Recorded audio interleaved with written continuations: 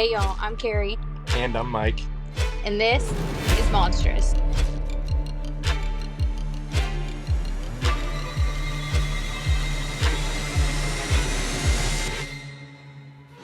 This episode contains topics and language that may not be suitable for all listeners, and topics that may be triggering for some. Listener discretion is advised.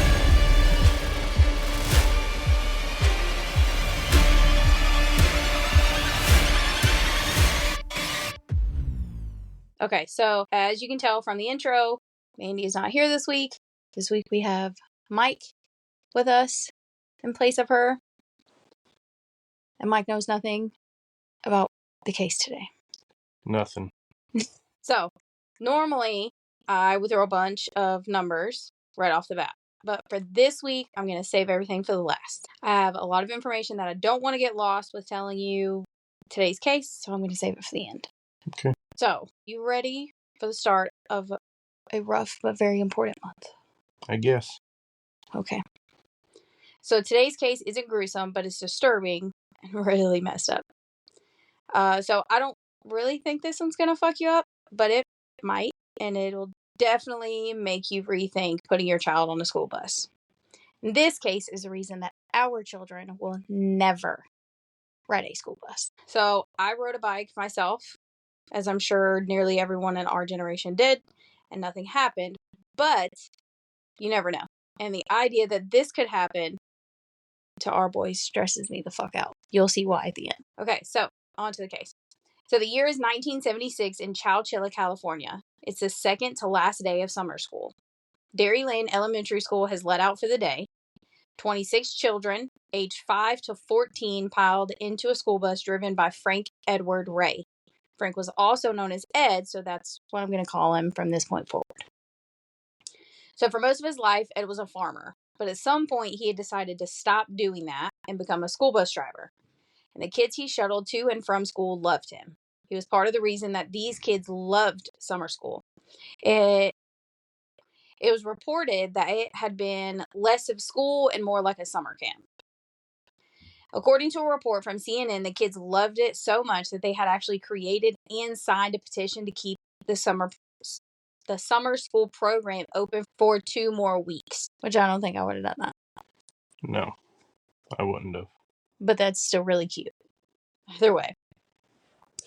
So anyway, this group of 26 happy children were headed home from their fun-filled day at school.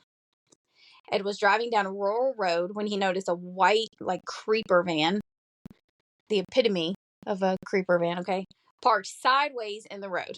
So it's like this. This forced Ed to maneuver around the school bus. As he did, this weird creeper van had the hood up. Being the kind of man that Ed was, he stopped the bus and called out of the window to see if anyone needed help. Because obviously he thought the van had broken down. And he wanted to make sure that whoever was in the van was okay.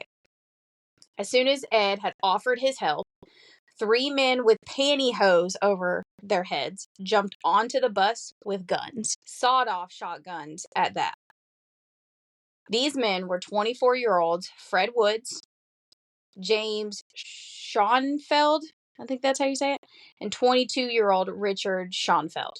All 3 came from wealthy families, and Fred Woods actually had a trust fund that was worth over $100 million just sitting there waiting. A big chunk of change? Yeah. So these 3 demanded that Ed go to the back of the bus. They screamed at the kids to shut up and follow orders. So obviously the kids are terrified. They're freaking out. And Ed is doing his best to calm the kids, telling them, quote, just be quiet, sit down, do what they say. Which didn't really help because based off reporting, Ed was really harsh towards the kids when he said this. And that was not the normal, calm, cool Ed that they loved. So this, of course, freaked them out even more. But he's being firm to try and make sure that they get that he's being serious. He's like, just sit down, be quiet, and just listen to them. And he's being like, because as the adult, he knows how serious this is. And he knows that if they don't do as these men say, they could get hurt.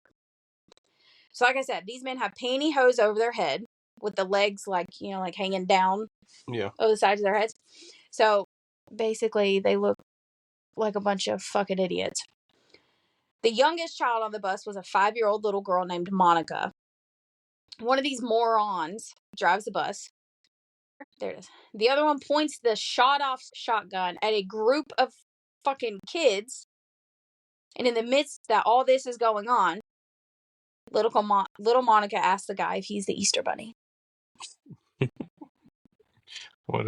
Wow. What the fuck? Well, she's 5. But still. Okay, put yourself in the mind of a 5-year-old. Ain't no Easter Bunny look like. No. She's 5. She doesn't know. Okay, so the guy driving the bus drove through a bamboo field. So this scared the kids even more because they're being, thrown all around the bus because this fucking twat waffle doesn't know how to use a damn road. When the bus comes to a stop, there's a second van waiting. The man pulled one of the vans up to the door of the back of the bus and forced half the kids into that van, and then forced Ed and the remaining children into the second van. These vans had blacked out windows and were outfitted with wood paneling. This was done in an effort to keep footprints from being left behind. That's why they pulled the van as close as they could to the bus, like out the emergency hatch door at the back. So they would have each child jump from the back of the bus into the van. Gotcha. So these kids were crammed into these dark blacked out vans, and they drove for God knows who long to who knows where in 100-degree weather. Can you fucking imagine? It would suck. Not pleasant at all. No. Okay, so we have these moronic spoon-fed twat waffles who have just kidnapped 26 children and their bus driver. Now they drive these kids who are crying and freaking out with no food, nothing to drink, and no bathroom breaks for 11 hours. What the fuck did you call them? Moronic spoonful of what? Moronic spoon-fed twat waffles. What the fuck? Okay. Whatever the fuck that came from. Never heard that shit before. Fucking crazy. That they drove these kids, no food, nothing to drink, no bathroom breaks for 11 hours. I can't even go to the bathroom. Or I can't even not go to the bathroom for 11 hours. Imagine a little 5-year-old. Yep, probably like multiple. So, anyway, back in Chowchilla, parents are obviously freaking out because their children have just vanished. Police are called and a search ensues. They begin by searching for the bus, and of course the parents are there with the police, searching literally everywhere. And it didn't take long for them to call in the FBI, who called for an air search. And this is how they found the bus hidden within that bamboo field. The bus is found, but that relief does not last long because the kids are not there. They find the tire tracks that lead away from the bus, but no feet print. The police and FBI knew right away whoever had pulled this off pulled a second vehicle up to the bus in order to avoid feet prints, then loaded the children up and abandoned the bus. So, now back in the vans, the kids are screaming and they're crying, they're vomiting all over the place. It's just a fucking mess. In one van, the older kids are trying to console the younger ones, while they themselves are silently losing it. In the other van, Ed is trying to stay calm because he's responsible for these kids, and then half of them were separated from him, so he's also worried about what's happening to them, all while he's trying to console the kids that are with him. So there's a lot of chaos going on. After nearly 12 hours in these vans, they're driven off the road and again thrown around because, we don't use roads around here in California, apparently. Then the vans stop. So the kidnappers reach in and pull Ed out, then shut the door. Then one at a time, the kidnappers would open the door, grab whatever kid was closest, pull them out, and shut the door. They did this over and over again until both vans were empty. Could you imagine being in that van and these fucking idiots with pantyhose over their damn face reaching in and grabbing each one of you and then just shutting the door? Okay, so I'm sure all of our listeners, and maybe you, I don't know, are probably internally screaming at me, hoping they're not killing Ed and the kids one by one, which they aren't. I know it seems that way, but they are. There's awful people, and I don't know, felt the need to terrify kids even more than they already had. So, I'm going to tell you what they did. As they pull each child out of the van, one man asks for their name, one asks for their age, and the other asks for their address. They also took a little piece of their clothing. They do this with both vans. The van with Ed in it is the one that the kidnappers do first. Then the second van, the oldest child, who is 14 years old, and this little boy is so amazing. Like, he's a real life hero for these little itty bitty babies. His name is Michael Marshall. He said the kids in the van with him just clung to him because, remember, these are 5, 6, 7, and 8-year-olds, and he's so big that they latched to him for safety and consolement. So, like I said earlier, the youngest was Monica, who was 5 years old. Michael later said that they were the last two in the van, and that this little girl clung to him for dear life. The kidnapper opened the door of the van and reached for her, but Michael said he couldn't bear handing her over to him, not knowing what was going to happen to her. So he pushed Monica behind him, and he went before her. He later told CBS News, quote, "I had to take her hands from mine and rip and tear them apart so it would say it would be okay and go with them and leave her. That was so hard." Mm-hmm. What? You're just like shaking your head like somebody can see you. Yep. So, like, this little boy is scared, but he knows that this little girl, only being 5 years old, is even more scared than he is. So he's like, I have to be brave. It's just awful that he had to do that. Anyway. Okay, so what the fuck was going on, and why was this happening? Well, in the months before the kidnapping, the kidnappers had buried a moving van in a ditch in the California rock and gravel quarry. Once they pulled everyone out of the two vans, they had each of the children and Ed climb down a ladder into this moving van that they had buried. Like, literally buried a giant hole in the ground and then put this moving van into this hole and then covered it up. Okay. Yeah. Inside this van, they had placed mattresses, water, peanut butter, bread, and cereal. Enough of each for one meal. Well, they're only holding them hostage for so long, right?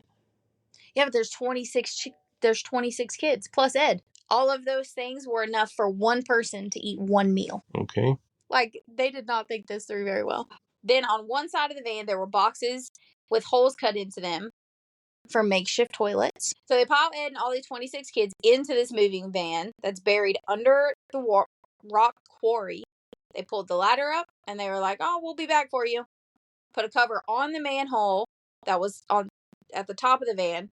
Then put 2 truck batteries over that manhole cover and then buried the top of the van, and they left. What about ventilation for them? Yeah, we'll get there.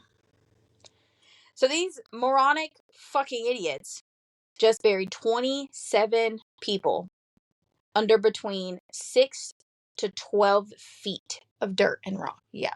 Mm-hmm. Inside the van, they said they could hear the dirt and gravel being thrown on top of the van. They just kind of sat there knowing that they had just been buried alive.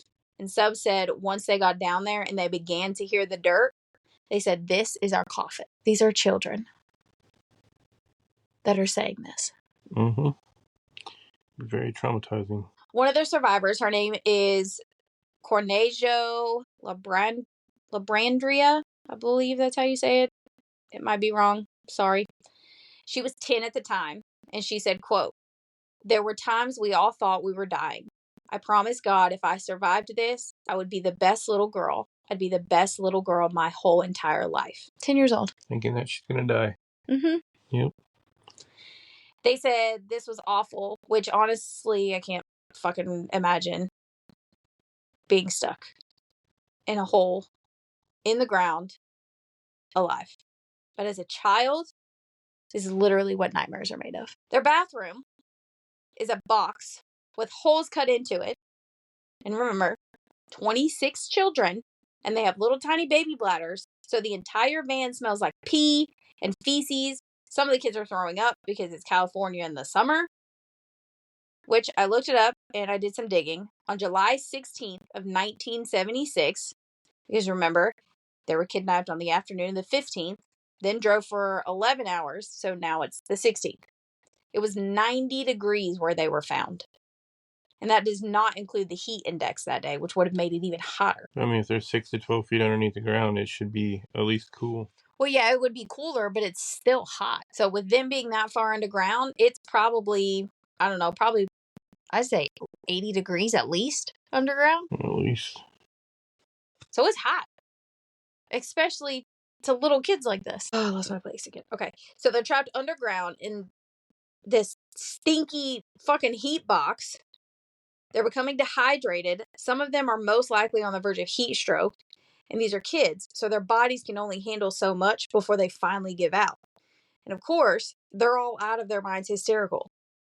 Ed said the kids were all crying for their moms. Michael said it would be completely quiet, and then all of a sudden one of the little kids would start crying, and then the whole lot of them would erupt in tears and just bawling. Like, this has got to be the worst kind of nightmare to be trapped in, honestly. So they of course eat all the food that they're given, because these fucking jackholes thought that the little bit would feed 27 people.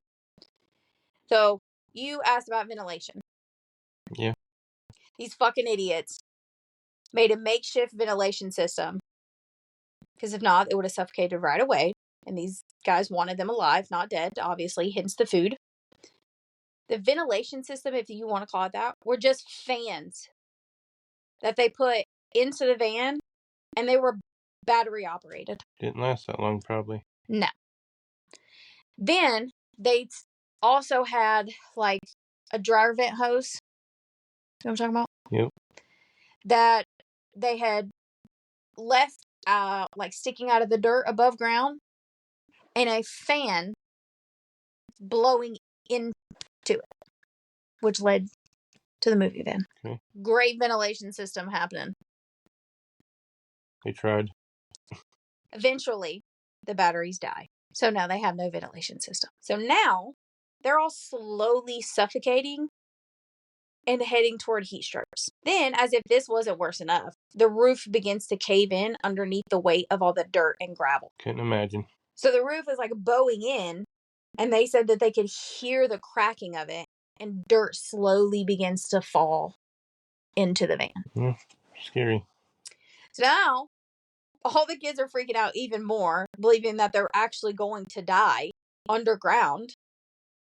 Another survivor, Jennifer, told CBS News that once this began to happen, they were all in full panic mode. She said, quote, "We thought," and they said, the older kids and Ed, "if we're going to die, we're going to die trying to get out of here." So this is when Ed and Michael, along with a couple of the other bigger boys, like they were younger but bigger, they took the mattresses and stacked them up underneath the manhole. And they began to try to move it, but it wouldn't budge because, as we know, but they didn't know at the time, there were 2 truck batteries on the cover. Michael said that the kids were cheering him on, saying, "Come on, Michael, you can do it," pushing him to believe that he could get them out. Ed, Michael, and some of the younger but bigger boys pushed on this cover for what they said was hours. They were sweating, dying, and then suddenly one of the kids looked and says, quote, "It's moving. I see it moving." So together, they pushed the cover out of the way, and once it's moved, they realized the kidnappers had placed a wooden box over the entrance. So Ed had Michael squeeze through the hole to get into the wooden box and see what was going on with the outside. When he got up there, he realized the outside of this box was just earth. It was literally nothing but dirt. So he began to dig. Michael and Ed, working together, dug and dug for what they think was about another hour or so until they saw sunlight, and then even more sunlight. All the kids were freaking out, and the more light they saw, the more they freaked out. Then they're like, where are we? First off. Second off, what's up there waiting for us? Because at this point, they realized they had no idea what the kidnappers wanted, why they were taken in the first place. But what else could they do? They had to get out of there. So one by one, they hoist each other up out of the hole. Thankfully, the kidnappers were not there waiting for them. So If the kidnappers weren't there watching, where were they? They were at home taking a fucking nap. These guys just kidnapped 26 children. And they're at home taking a nap. Yes. Must have been tiring. Apparently, because they're just like, oh, let's just sleep. So apparently they had tried to call in their $5 million ransom demand to the police station. But the lines were jammed up and busy because the families of these missing kids, along with the media, were calling non-stop. So they couldn't get through. So they decided, you know what? We're tired after all that. So let's just take a nap and we'll try again later. They're not going nowhere anyway. Right. Like, what the fuck? So once out of this hole in the earth, the group saw a man inside the rock quarry working. He looks over after hearing something and he sees kids just popping up out of the ground. Could you fucking imagine being at work one day and you look over and here's just kids just popping up out of the ground? I don't know what the fuck to think. Exactly. Like, what? So this man goes over to the kids and Ed and says, quote, "The world has been looking for you." Like, yeah, thanks, guy. You know, can you take us back to civilization now? We'd appreciate it. It would turn out that they had been in this hole for 12 hours. And they were more than 100 miles away from Chowchilla, which is where they were taken from. The police were called and they came, obviously. They had taken them to the only place that was safe for them to go, which was the local jail. So now the kids are freaking out, thinking that they're going to jail. Like what they had just been through wasn't enough. You couldn't take them anywhere but a freaking jail? So the kids were taken into the rooms that they had at the jail. There they were checked out by doctors. They were photographed, interviewed. And in the end, everyone on the bus, Ed and all 26 children, were found and returned home relatively unharmed. There was shock and trauma, of course. Some had heat stroke, but physically, everyone was fine. At the station, each of the kids were given apples and soda and then released to their families. None of the kids could say who it was that had taken them. They really couldn't give any kind of description because of those damn stupid ass pantyhose over their heads. All they could say was that the guys looked like Easter bunnies. A team was sent to the quarry to dig up the van and search for clues. They figured out that the only person that would have had keys to the quarry to be able to do this was Fred Woods, who was the son of the quarry owner. He was prime suspect number 1. Ed was then put under hypnosis and was able to recall the license plate number of the other van. Once they put all these pieces in place, they were led to the other 2 fucking twat waffles in this case. So, 2 years before the kidnapping happened, Fred Woods and his 2 friends, James and Richard Schronfeld, again, I'm probably saying that wrong, had been arrested for grand theft auto.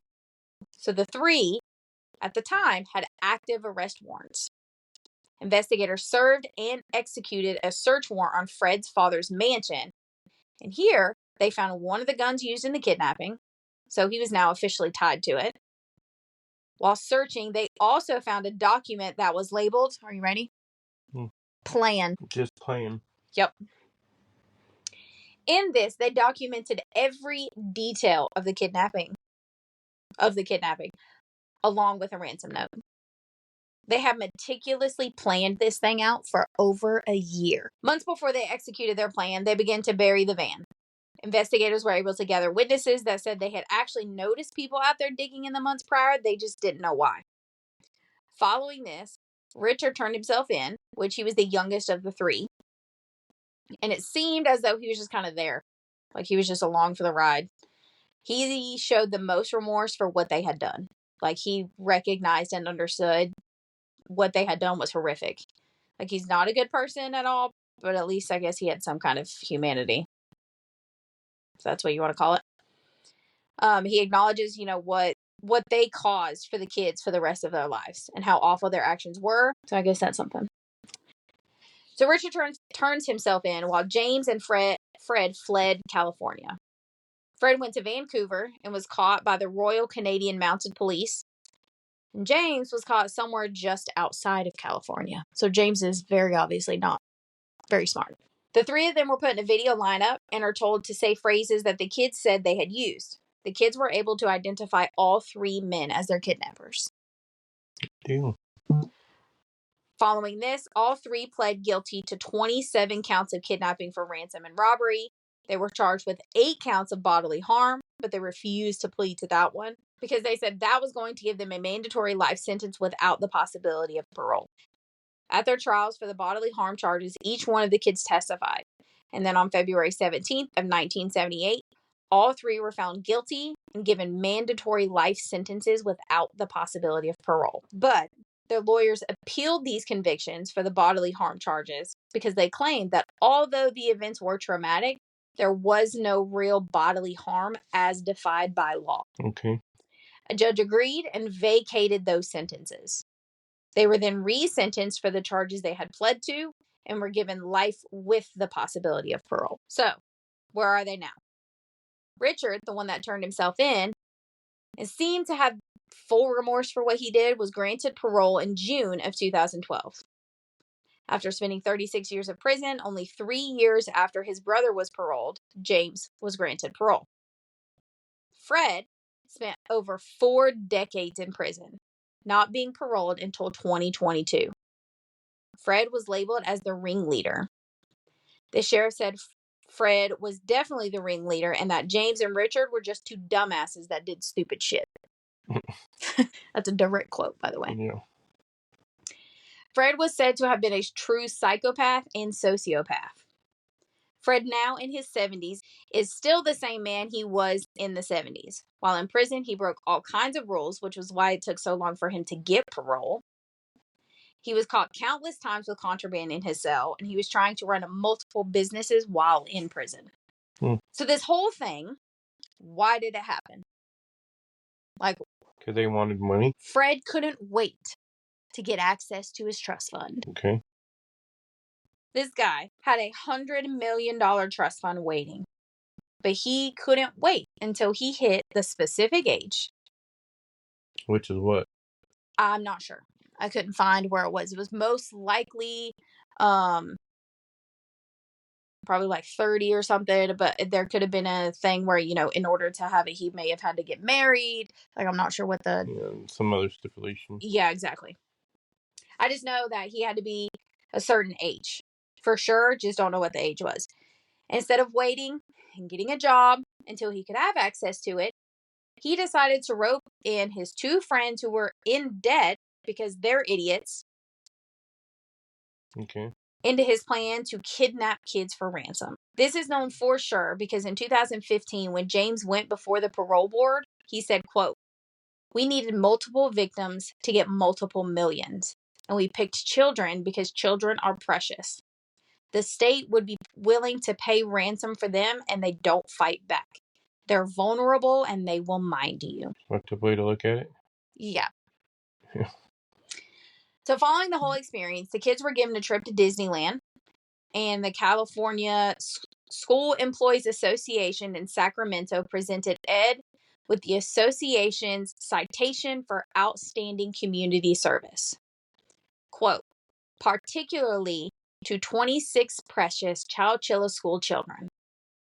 The award was given by the governor, and he got many more heroism awards after this. Then, 5 weeks after the kidnapping, the entire town of Chowchilla created and celebrated Ed Ray and Children's Day, which is now celebrated every single year. Awesome. A San Francisco psychiatrist wrote a book about the kidnappings, later titled Too Scared to Cry, and in it she wrote, in 1976, we didn't know much about childhood trauma, much less how to treat it. Despite their varied backgrounds, every Chowchilla kid I interviewed suffered from PTSD symptoms for years after the kidnapping and burial alive. Many of the kids well into their adulthood suffered sleeping problems because obviously they were terrified of the dark. They had constant nightmares and many phobias, which, yeah. Yeah, comes with it, yeah. Many went on to have substance abuse issues, legal problems. But despite all of that, most of them were able to turn their lives around. Many still to this day suffer from nightmares caused by the PTSD, but they've been able to find healthy ways to cope with and move on with their lives. The parents of the kids said for a long time after this happened, their kids would wake up in the middle of the night screaming. They would come running into their room thinking they were being chased. And at the time, before these guys were caught, it was even worse. They said that it was unbearable because the kids were terrified that these guys were going to come get them. So Ed at this point is then, and even still now, hailed as a hero. But he was humble about it, and he had never acknowledged that he was a hero. His kids went on to say, because Ed was a father, they went on to say that Ed loved kids his entire life. Along with his children, he had grandchildren, he had great-grandchildren, and they all said he was an amazing father, a fantastic grandfather, and an even better great-grandfather. Ed felt that it was his duty to protect them all. About all of this, Ed said, quote, "I had to protect these kids. I had to make them feel like everything was going to be okay. Because even if they were dying that day, I wanted them to die thinking that everything was okay. And I wanted to make sure these kids weren't dying that day. My main goal was to get these kids back to their parents." They were just lucky to move that manhole cover. Yeah. Honestly. Yeah. I'd watched a movie is Netflix. I think it was on Netflix. What? I can't remember the name of it now that I'm trying to tell you. I don't know. I watched it last week. I think it was like They Took All Our Children. I can't remember what it's called, but I think it was on Netflix or Amazon Prime, one of the two. But in it, they had obviously those movies, like they're based off of these stories, and some things are, dramatized. Mm-hmm. But in it, Fred had wanted the younger boy to put a third battery on the manhole cover, but he's like, no, that's enough. So if they would have put that third battery on there, they probably wouldn't have been able to move the manhole cover. And they're lucky they had a box over the opening, though, too. Yeah, because it kind of kept everything from getting like muddy or whatever. Well, or for a different plus reason. It gave them room to dig out. Yeah.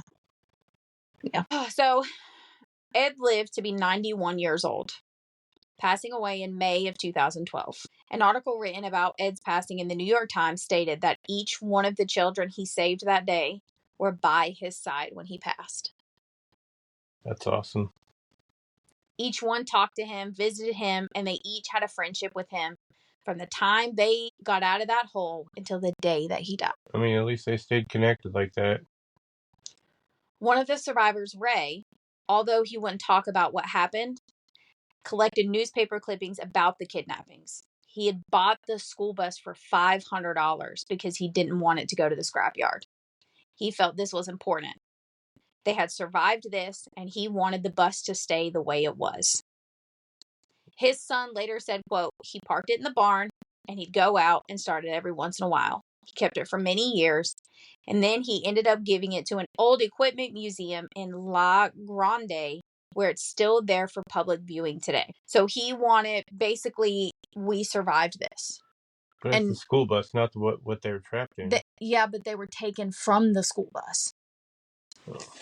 Oh. So I think to Ray as a survivor this was part of it. This, we went through this, we survived this. This is proof of that.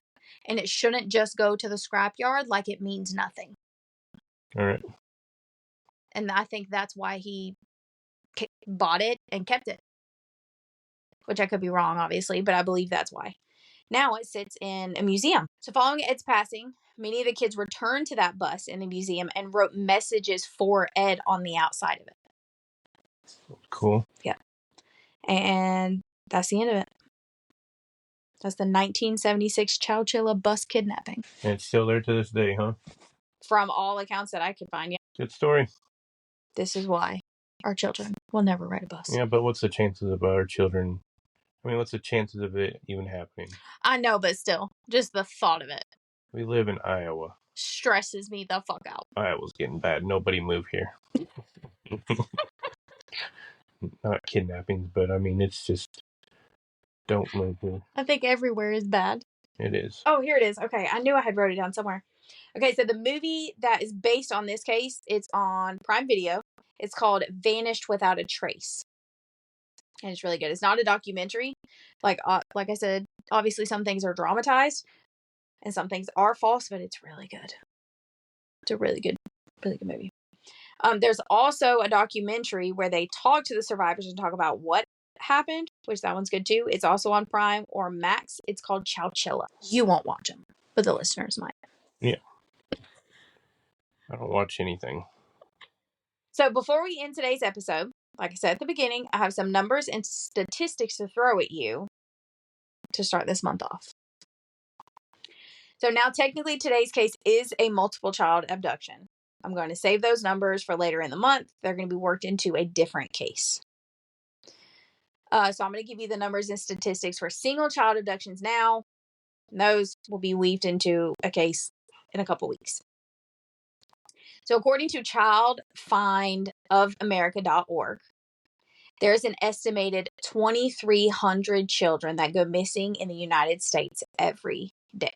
If you break that down, that means every 40 seconds a child goes missing. And that equals to around 840,000 cases of missing children every year. And those are the ones that get reported missing. That's a lot. People need to stop fucking kidnapping. If only it were that easy. I'll go out and kill the kidnappers. So these missing children are broke up into 5 different categories for the reason to which they went missing. These include benign reasons, runaways or throwaways, lost, stranded or injured, family abductions, and stranger abductions. Most of these abductions are resolved within hours. There are many where a child goes missing for an extended period of time or permanently. Those numbers are smaller than the ones that are found, but it does still exist. So family abductions account for half of all reported abductions in the U.S.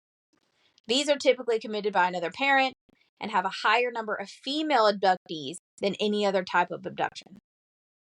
These are normally children under the age of 6 and are normally a result of a bitter divorce and child custody battles. These situations are very unique because oftentimes the child doesn't want to leave the person that took them, or other family members may be involved in helping aid and abet the abducting family. So in most children, in half of missing children, that is the case. Stranger abductions make up about 27% of all child abductions. These abductions have the highest number of missing female and teenage victims. These are often associated with other crimes rather than simply wanting to take a child. And I feel like we all know what that means without me having to lay it out. Then there are runaways, which raise a very serious issue. These kids often become homeless and are in very dangerous situations. Statistics say that 1 in 7 children between the ages of 10 and 18 will run away from home. And children between the ages of 12 and 17 are at a greater risk of becoming homeless than adults. 75% of runaways are female, and between 6 to 22% of those females are pregnant. Between 20 to 40% of these runaways identify with the LGBTQ community, and half of all runaways are trying to escape physical abuse at home, while 38% are trying to escape emotional abuse, and 17% of runaways reported being victims of sexual abuse by a family member or someone within their household. Crazy. These children face a much greater risk than people realize. They have a higher chance of anxiety, depression, suicide, poor health, and low self-esteem. And they are much more likely to be found and forced into prostitution, drug sales, and other types of illegal activity. In many cases, the child who is missing or has been abducted has a physical or mental disability, which makes finding them much harder.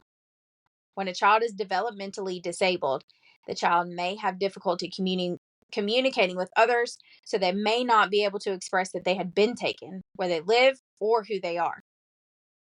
These children are especially susceptible to being abducted because many times they are unaware of the dangers around them. Those with physical disabilities are also harder to be found and returned because oftentimes they are not provided with the medical care that they need once they're taken. And they're either harmed by the abductor, become ill due to the lack of medical care, and are dumped somewhere, or are unable to provide any information that could help get them home. So one thing that was put into place to assist the finding of abducted children or those that have run away is the Amber Alert system, which I covered that case in episode 5, titled 8 Minutes, The Unsolved Abduction and Murder of Amber Hagerman and Her Legacy. In that episode, I talked about Amber's story, the legacy she left behind, which was the Amber Alert system. According to missingkids.org, which is the website for NCMEC, the National Center for Missing and Exploited Children, children of white and black racial descent account for the highest numbers in children missing between the ages of 0 to 17 years old. Their stats show that from January 1st of 2023 to December 31st of 2023, there were 28,886 children reported to them as missing, and these numbers include young adults aged 18 to 20 years old. 1,000 of these reports were labeled as endangered runaways. A little less than 1,000 were family abductions.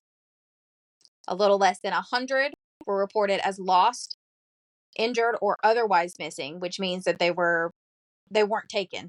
They could have just, not come home for another reason. Another 90 some were abducted by non-family members, so stranger abductions. And then about 850 were missing young adults. So that 18 to 20-year-old age. Nearly every one of these cases were resolved, and the child or young adult was found, but 2023 ended with NCMEC still having 3,580 active missing child and young adult cases from that year alone. Over the 40 years that NCMEC has been active, their hotline has received more than 5 million calls about a missing child. They have assisted in bringing home more than 426,000 children. And in 2023, they made this even better by creating and placing a QR code on their website. This QR code allows anyone to simply scan the code with their phone's camera. It takes you directly to the website and shows any missing child in the NCMEC system within a 50-mile radius of where you are. So along with the Amber Alert system that I just told you about, they also have Team Adam. Team Adam was named in honor of Adam Walsh, which I'm going to do that case at some point. This is a rapid response team that offers assistance to law enforcement on site. They help families get them through the trauma and the heartbreak that they face in these moments of their child being missing. And in 2023, Team Adam was activated in 57 separate cases that involved critically missing children.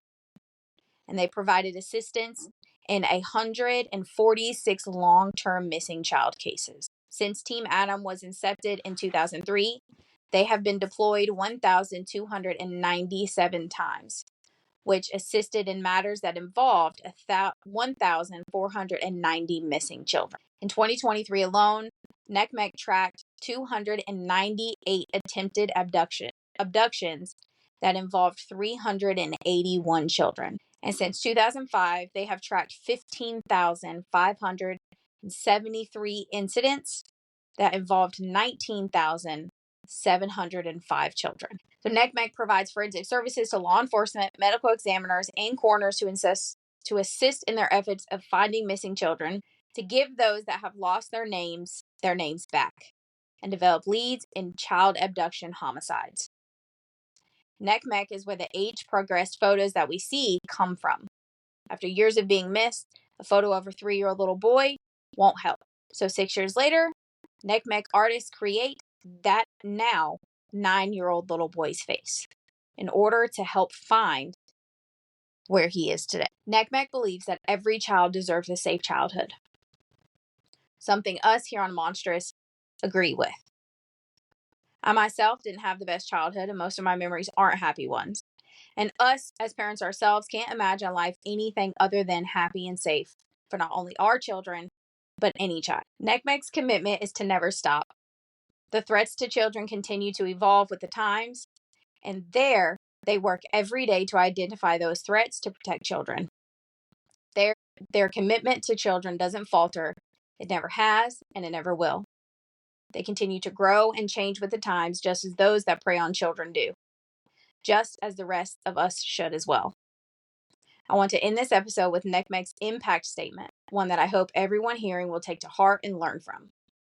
Quote, "No child should suffer the traumatic realities of going missing or being exploited. While many still do, at the National Center for Missing and Exploited Children, we are committed to recovering and protecting every child while working to prevent future harm. For 40 years, our organization has stood as a beacon of hope, dedicated to safeguarding the security and well-being of society's most vulnerable members, our children. With unwavering commitment and advocacy, NCMEC serves as a guardian, a lifeline, and a force for change." End quote. It is so easy to turn the other cheek and ignore what you see. Many see something and think it's not my business, it's not my place. But instead of thinking this way, make it your business. Don't stand by and watch. Follow your gut, because it's almost always right. Step in and say something or call for help if you're worried about your own safety. If you're wrong, you can apologize.